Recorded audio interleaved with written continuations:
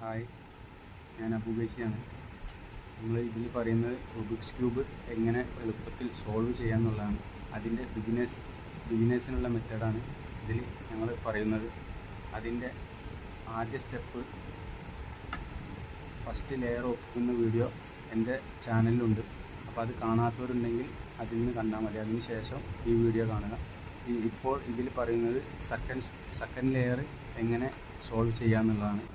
ഇതിൽ പ്രധാനമായും ശ്രദ്ധിക്കേണ്ടത്, ഇത് നമ്മൾ സോൾവ് ചെയ്യാൻ പോകുന്ന സെക്കൻഡ് ലെയറിൻ്റെ ഈ എഡ്ജ് പൊസിഷൻ ടോപ്പിൽ ഈ ഭാഗത്തോ അതല്ല മറ്റുള്ള സെക്കൻഡ് ലെയറിലെ ഭാഗത്തോ ആണെങ്കിൽ അത് ടോപ്പിലേക്ക് വെച്ചതിന് ശേഷമാണ് സോൾവ് ചെയ്യുന്നത്. സോൾവ് ചെയ്യുമ്പോൾ ശ്രദ്ധിക്കേണ്ടത്, ഈ മുകളിലത്തെ ഈ പ്ലസ് പോലെ വരുന്ന ഭാഗത്ത് യെല്ലോ കളർ ഇല്ലാത്ത പോർഷനാണ് ഞങ്ങൾ എടുക്കേണ്ടത്. അപ്പോൾ ഉദാഹരണം പറയുകയാണെങ്കിൽ ഇതിൽ യെല്ലോ ഇല്ലാത്ത കളറ് മേൽഭാഗം ഗ്രീനും ഓറഞ്ചും ആണ്. അപ്പോൾ ആദ്യം അത് സോൾവ് ചെയ്യാം.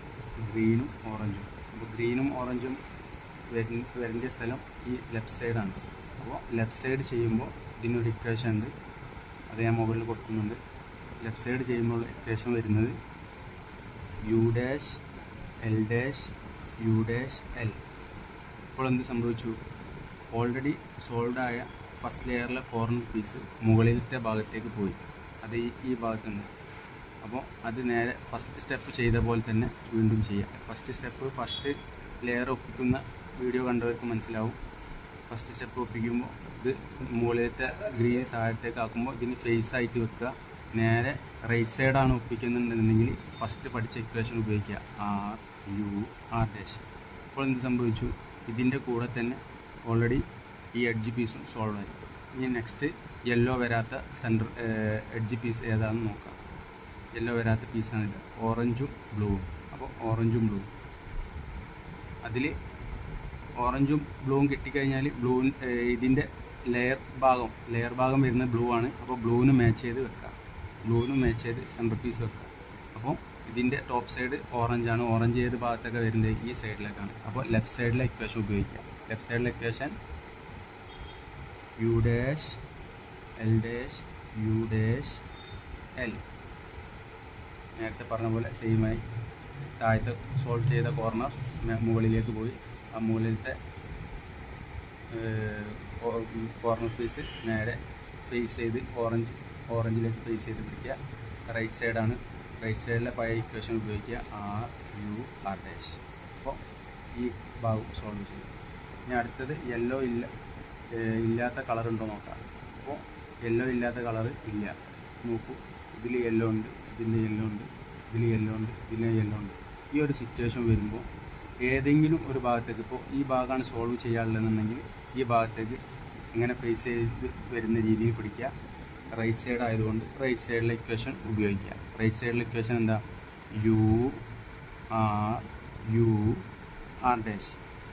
അത് ചെയ്തപ്പോൾ പഴയ പോലെ ഇത് സോൾവ് ആയ കോർണർ പീസ് മുകളിലേക്ക് പോയി.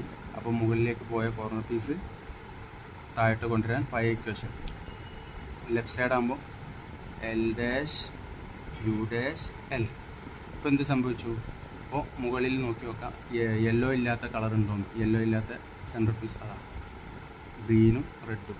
അപ്പോൾ ഗ്രീനും റെഡും. അപ്പോൾ റെഡിൻ്റെ ഈ സൈഡ് ഫേസ് ചെയ്ത് പിടിക്കുക, റെഡിന് മാച്ച് ആക്കി വെക്കുക. അപ്പോൾ ലെഫ്റ്റ് സൈഡിലേക്ക്, ഗ്രീന് റൈറ്റ് സൈഡിലേക്കാണ്. അപ്പോൾ ഗ്രീനിൻ്റെ ഇക്വേഷൻ ഉപയോഗിക്കുക.